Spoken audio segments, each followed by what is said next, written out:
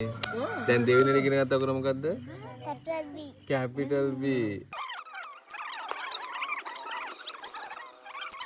මොකද්ද පුතා ඔය ලියන අකුර? D.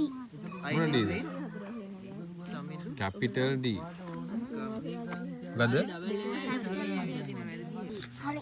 හරි. මොකද්ද අකුර? capital B. capital B. capital B පොඩ්ඩක් වෙනස් වෙලා තියෙනවා මේක.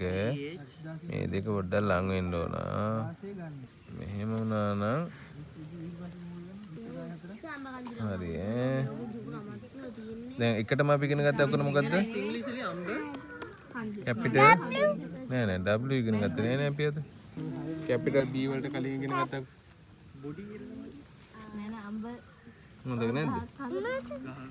ඒක නෙමෙයි ඔය ඉලක්කන්නේ දුවේ. මේක මොකද්ද? capital A. capital A පාදා. හරි දැන් මොකද්ද අපි හදපු අකුර? capital B. නියමයිනේ. පාදා. දැන් කලින් අපි අකුරු දෙකක් ඉගෙන ගත්තා නේද? පළවෙනි අකුර මොකද්ද?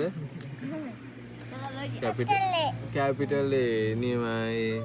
දැන් දෙවෙනි ඉගෙන ගත්ත අකුර මොකද්ද? capital B. capital B. අමතක වෙන්නේ නැහනේ. මතකයිනේ? පිටයක් දන්නේ නැහැ.